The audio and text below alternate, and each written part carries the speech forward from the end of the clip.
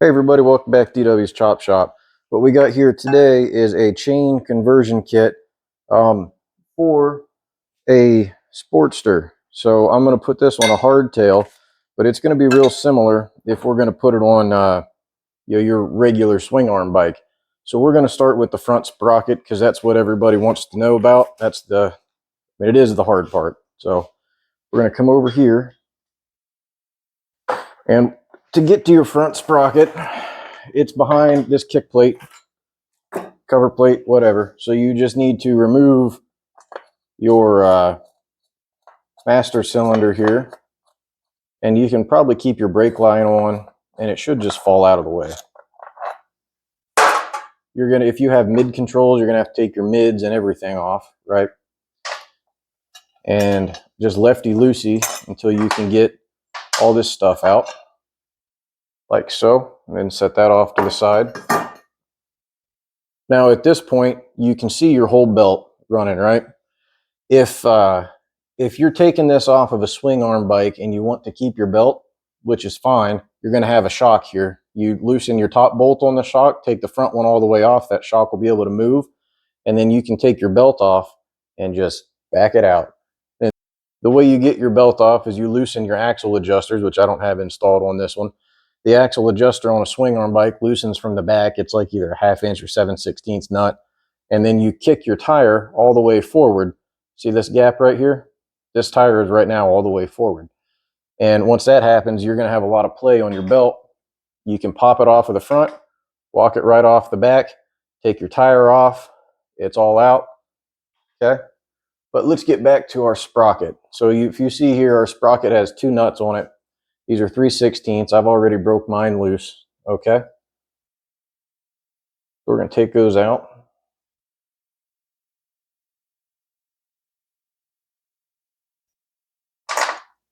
And then there's this like locking plate. It's going to come off. Now we have this nut. This is a rather large nut. So the easiest way to get this thing out is to come over and put your bike in first gear. Okay. And the way you can tell you're in first gear is you can't free spin this. If I'm in neutral, I can free spin. First gear, it doesn't spin. It's locked, right? Now you need the right size socket for that, which I think is like 1 7/8. But it is also your transmission size for a shovel head. So I have one of those, and that is, yeah, 1 7/8. Okay. So we're gonna take this and put it on. It's a real tight fit, basically because of the powder coating on this tool. Okay, so now we got our tool on, and there's a lot of controversy, and I don't understand why, because there's only one way to do it, but lefty loosey, righty tighty, righty loosey, lefty whatever. So let's figure out the right way to do this. So here's our manual.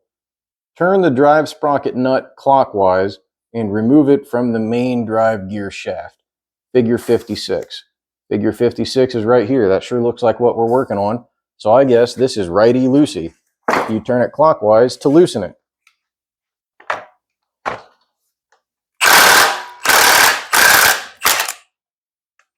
Okay, so that is off. Pretty easy. I'm going to leave the nut. See, it's in there. It's not stripped out, or it looks fine to me. It does have some Loctite on it. So that's another thing. If you're doing this by hand, right, you see how thin this bolt is. I mean, it is really, really thin. It's probably, I don't know, 3/8 of an inch thick. I mean, that's thicker, that size. But if you take your MAP gas torch, and just heat that nut for about 30 seconds, you're not going to melt or burn or screw up anything. We're heating the outside of the nut, not this plastic piece in the middle, right? And that's going to melt any red Loctite that was put on there by previous owners. And then you can go at that with your impact, or God forbid you're doing this by hand. So, and now this should pretty easy, just kind of work its way off. Yep, there we go. Now we could take a look at this seal that's back here. This one seems to be in all right shape. I do plan on pulling this transmission out and replacing all this stuff. But for right now, I need to be able to clearance my exhaust and these foot pegs and this fender. So I need to have my chain conversion on. So that said, okay, so what I'm going off of is I got this picture and it doesn't have the rise on it. So I'm going to go rise against the transmission. And if I have alignment issues, we'll flip it over. Not a big deal.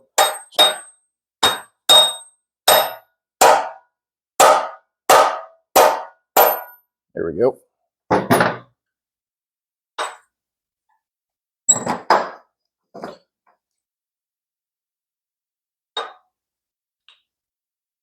So we're just going to put that on hand tight, or I am.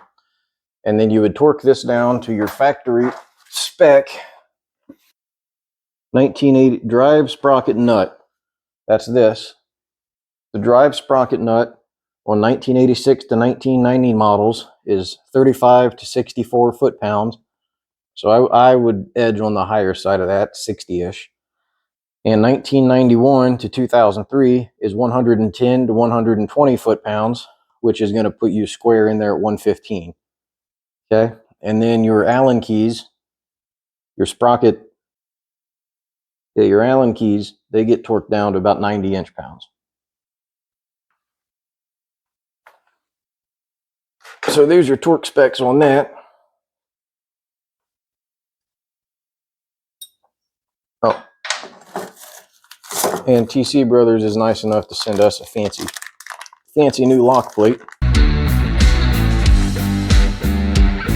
Okay, there we go. So now next thing we need to do, we got to go back here and get our back tire off.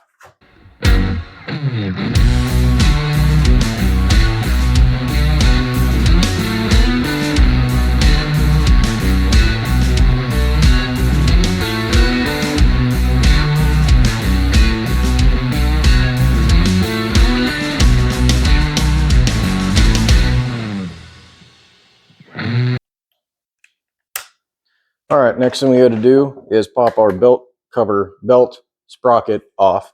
And this is going to be T50 Torx for me. Some of them are Allen key, some of them are T40, some of them are 6-point sockets, some of them are 12-point sockets. Do what you need to do. These are all lefty-loosey. There's nothing real fancy about it.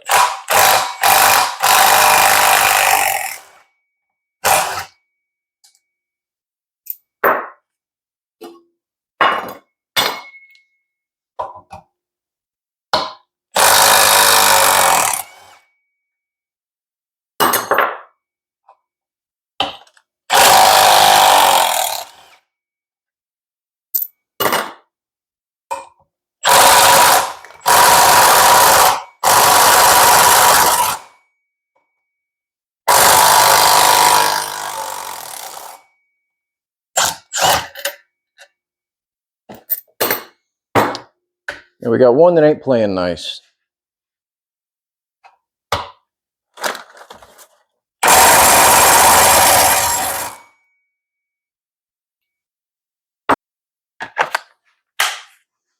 Now, the right thing to do here is going to be to heat that up, put the tire in a vise, and just work it back and forth until that thing comes out. But I have more wheels. So if this motherfucker don't come out, then guess what? I'm going to go out to the shed and get another wheel. That's what I thought.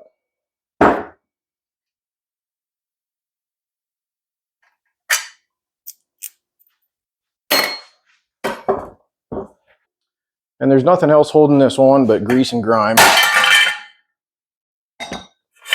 So there we go. I guess there's a cover plate. Sometimes there is, sometimes there ain't. All right.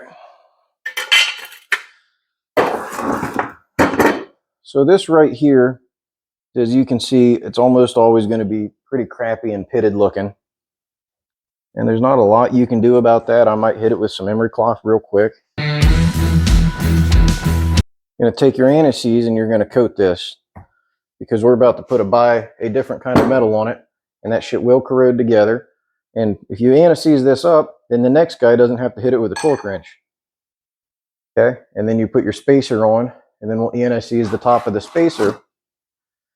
And then we have our sprocket. Now, sometimes sprockets are going to have a curvature to them. This one's flat, so it's going to go on flat. If the kit you bought doesn't have a spacer, I bet you have a curved sprocket, which is fine. Either way is fine. Then we'd clean all these bolts off. You can see these were Loctited. So then you would re-Loctite all these. And this wheel is going to get sandblasted and probably powder coated. So we're not going too crazy right now. We're just going to send these home. Did you see that star pattern I torqued those down in? Make sure you torque it down that way when you torque this down, because you will torque these down. And you want to torque those to driven sprocket mounting bolts. So 1991 models are going to be 65 to 70 foot-pounds with an aluminum rim. 92 models, aluminum rim, 45 to 55 foot-pounds. Okay. 1993 to 2003 models with a mag wheel, aluminum rim, are going to be 55 to 65 foot-pounds. And laced wheels, which means spokes like that, are going to be torqued down to 50 to 55 foot-pounds. And that's what you torque these to, and you torque them in that star pattern that I just tightened these down in. Now, I don't know if I've said it yet, but this tire is not going to get permanently mounted for a long, long time. This motorcycle is not near road ready.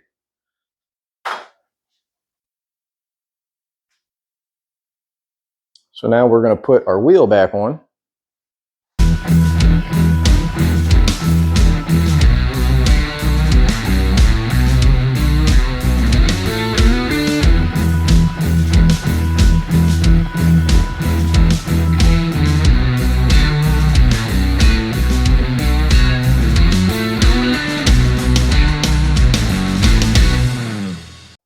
All right, so on our chain conversion, we had just changed out our rear sprocket, put it back on. I'm using a 150, 130 tire. This is a stock frame, stock width hardtail frame. So the spacers are going to be stock, right? So that's cool, but we need to make sure these are lined up. There's a couple of ways you can do that. You can try to finagle a straight edge in here. Easiest way that I do it is I run into my gun cabinet and I grab my bore sighter, and let me see, and I take my bore sighter, which is just a green laser, see, and I line it up so that it's in the middle of this back sprocket, and I rotate it forward until that pops out. You see where it's hitting? It's hitting the middle of the sprocket in front of it. See? And right here, I got it lined up. It's hitting the middle of this, and it's hitting the middle there. So these two sprockets in this position, we're not going to get a better alignment than that. So, of course, you have to torque everything down to make that happen. So we're torqued down, bearings are in place, tire spins smooth. So we're going to go ahead and put our chain on and break it. Here it is. And we will stretch it out, pull it through. We're in neutral. Actually, I want to do it this way.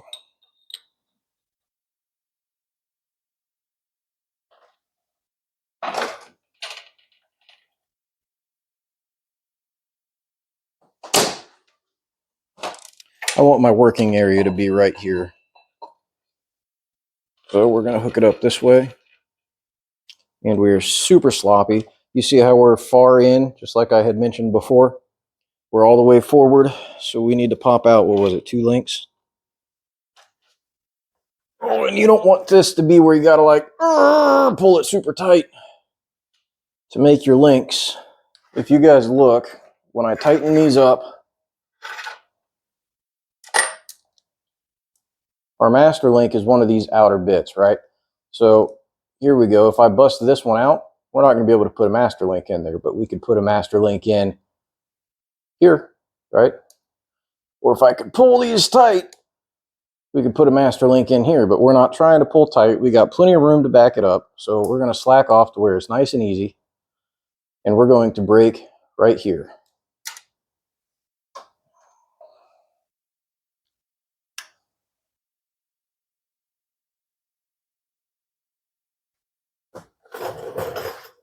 And now that I know where I'm working, I'm going to put the bike in gear so nothing's going to move.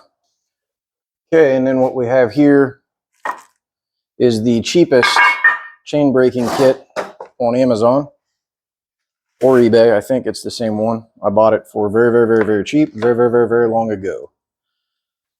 Okay, so now we got our chain tight, or we know where we're going to break our chain at, and I got the cheapest chain braking tool off of Amazon or eBay, and I hate it, and I keep forgetting to buy new.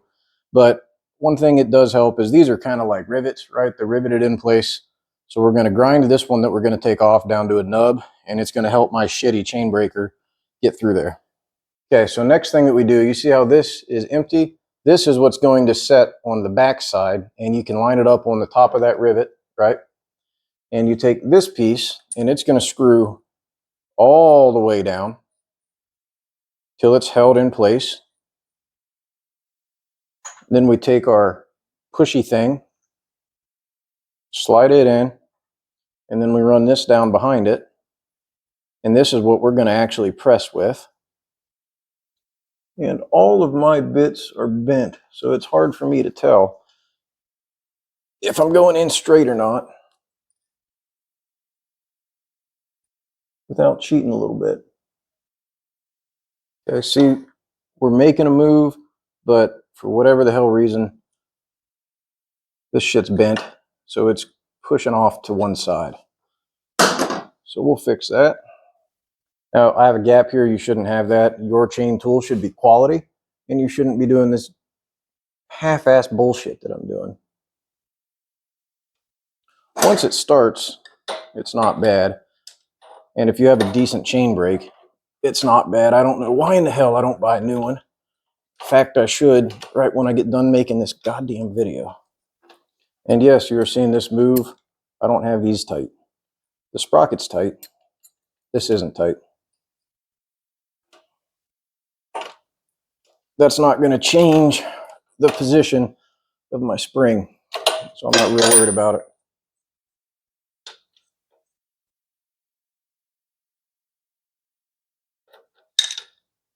Perfect. There we go.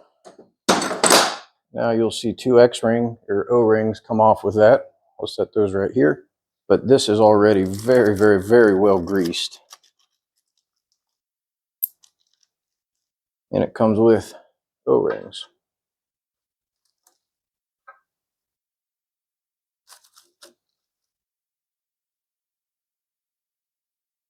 Try and set that on something so I don't get everything dirty.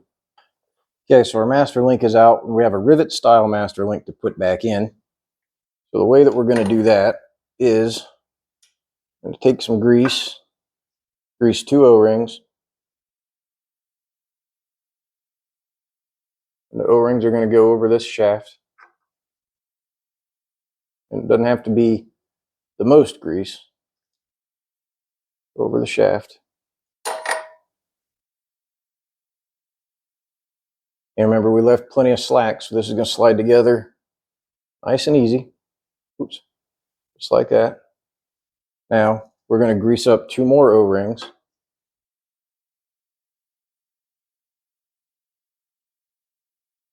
Put it over this side.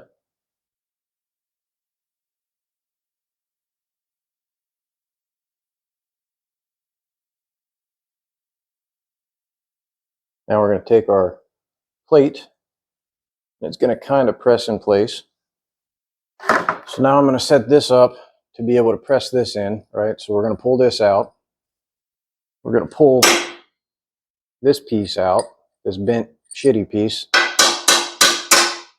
It is the entire reason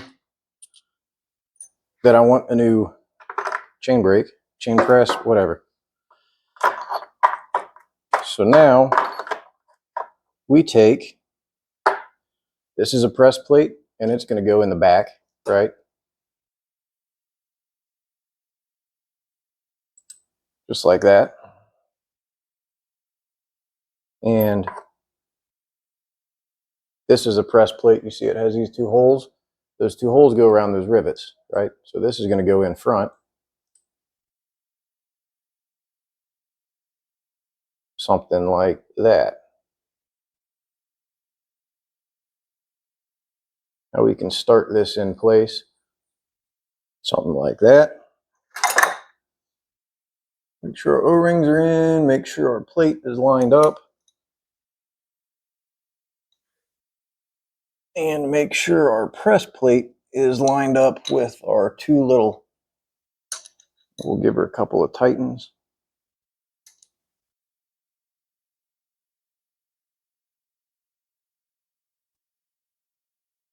And I fell down.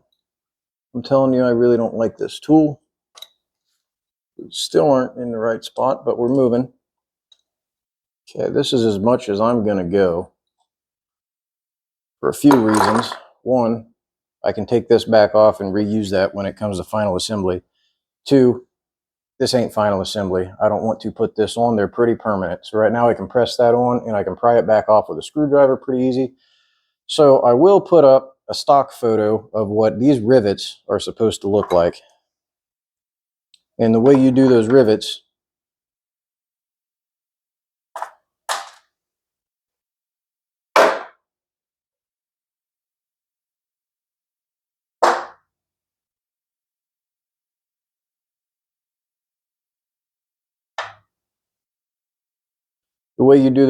is you take one of these anvil pieces, find which one fits over the back.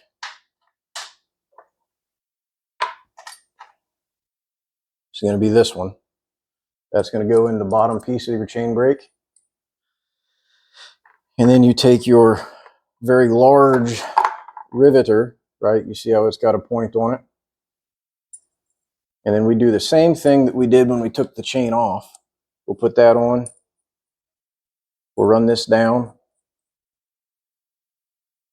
And then we're going to run this in all the way. And then you crank and crank and crank. And this should look like this photo. And then you do it to the other side. Put this in. And crank and crank and crank. And it should look like. And that's it. Next thing we need to do is we need to tighten our wheel up. So take the slack out of this chain because there is a tad bit of slack in here. So I'm going to jack the bike back up. Okay, and so I jack the bike back up. Now I'm going to come back here, and you want to make sure your lock nuts are loose with plenty of room. Got it. And we're going to do that on both sides.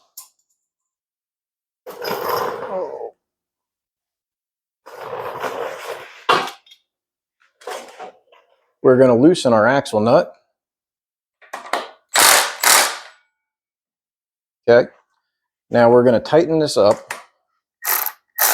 And you see how we're moving? You see how our wheel is also moving to one side. Now we're going to come back to this side.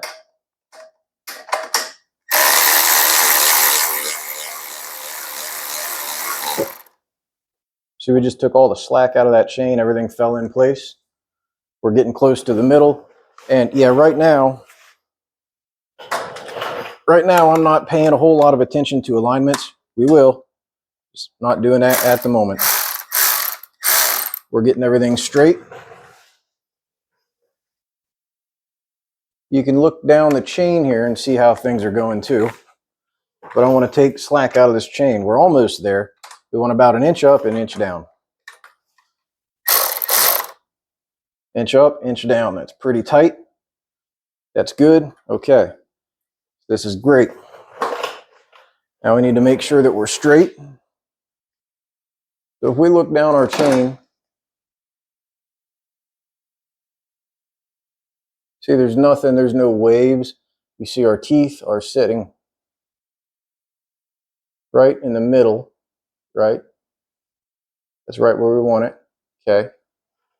Now we come to our other side, and this is pretty smooth. And you kind of look down at your brakes and make sure the spacing between your, what are those things called? Brake pads is good. Then the other thing that we can do is you measure. There's a lot of measuring. And we're just going to do it with a tape measure. We're going to do it with a tape measure. You can do it with whatever you want. And pick a spot and pick a distance, right? So we know the back of this is the same. We know the middle is the same. Whatever is easier for you. Now, your nuts are different sizes. So for me, I go from kind of like eyeball the middle to the end of the bolt, right? So we're 4 inches. Okay, so now if I come over to the other side, we're going to go from the middle of the axle to the end of the bolt.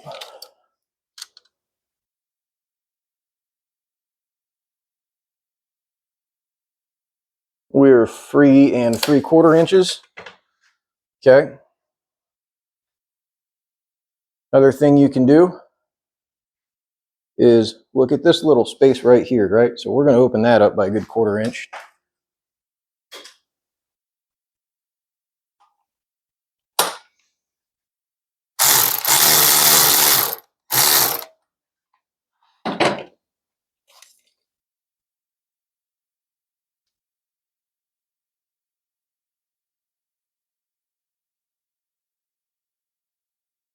Okay, 3 3/4 still. It's fine thread, it don't move fast.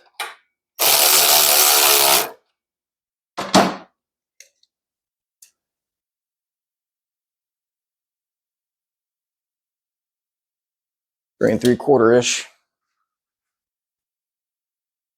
See, our gap has opened up a whole lot right there. How's our chain look? Chain looks okay. Our teeth are just a tad off this way. How's our tightness? We're tight.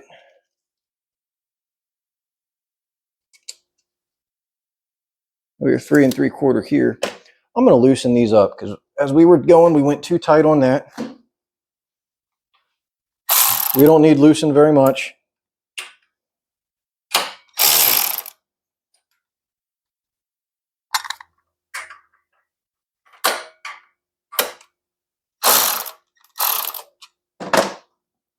A little too much. Right there's where I want it. All right, and then one more measurement we can do. It's 3 inches there, 3 inches there. So I do believe that's going to be about it. So we are 3 3/4, 3 3/4. Brakes spaced, wheels are spaced. Let's jack this back up. Make sure we rotate nice and smooth. We're in gear.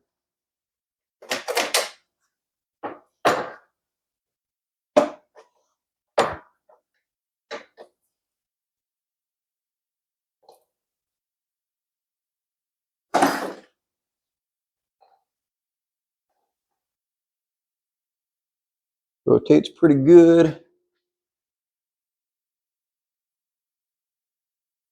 And I like to watch these kind of fall into place. I'm happy with this. So now I'm going to fit my foot pegs for a passenger. See where in the hell they're going to fit. And we are going to put the fender back on. It is clearanced. So anyways, I hope this helps somebody.